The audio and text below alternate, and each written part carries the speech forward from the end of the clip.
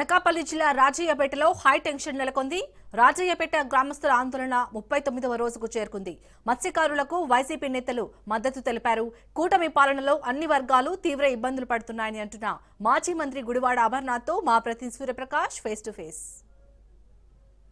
పల్ట్రక్ park ఏదైతే ఉందో దానిపైన అయితే పూర్తి నిరసన జ్వాలైతే రేగుతున్న పరిస్థితి ఉంది. రాజయ్యపేట గ్రామంలో అయితే ఈరోజు భారీ స్థాయిలో అయితే వైసీపీ నాయకులంతా కూడా ఇక్కడికి చేరుకొని మొత్తం కూడా దీనికి సంబంధించి నిరసన కార్యక్రమాలు అయితే తెలియజేయడానికి అయితే వచ్చారు. ప్రధానంగా గుడివాడ అమర్నాథ్ అధ్యక్షతను అయితే దాదాపు మొత్తం అంతా కూడా ఇక్కడికి చేరుకున్న పరిస్థితి కనిపిస్తుంది. వీళ్ళకి సంఘీభావం తెలియజేయడానికి అయితే ఇక్కడికి నాయకులంతా వైసీపీ నాయకులంతా వచ్చారు. గత 39 రోజులుగా కూడా ఇక్కడ పోరాటం చేస్తున్నా కూడా కనీసం ప్రభుత్వం స్పందించకపోవడంపై అయితే వీళ్ళు పూర్తిగా ఆగ్రహ ఆవేశాలను అయితే వ్యక్తం చేస్తున్న పరిస్థితి ఉంది. దీనికి సంబంధించి అసలు ఏం జరుగుతుంది ఏంటి అనే విషయాన్ని అయితే తెలుసుకోవడానికి అయితే దాదాపు ఇక్కడ వైసీపీ అగ్ర నాయకులంతా కూడా ఇక్కడికి రావడం అయితే జరిగింది. వాళ్ళతో మాట్లాడి అసలు ఏం జరుగుతుంది అనే విషయాన్ని అయితే తెలుసుకునే ప్రయత్నం అయితే మనం ప్రస్తుతం చేసే ప్రయత్నం అయితే చేద్దాము. ప్రస్తుతం మనతో పాటు గుడివాడ అమర్నాథ్ గారు అయితే ఉన్నారు. ఆయన అడిగితే తెలుసుకుందాం.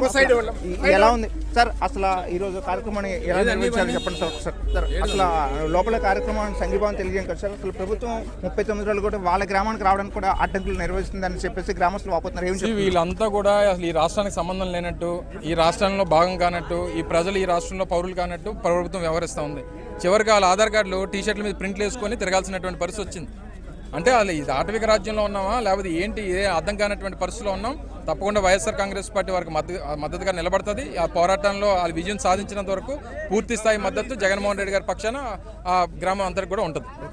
ఇది ఇక్కడ ప్రస్తుతం అయితే పూర్తి స్థాయిలో అయితే వీళ్ళు ఆవేదన తెలియజేస్తున్నారు. వాళ్ళు ఎవరైతే దీనిపైన అయితే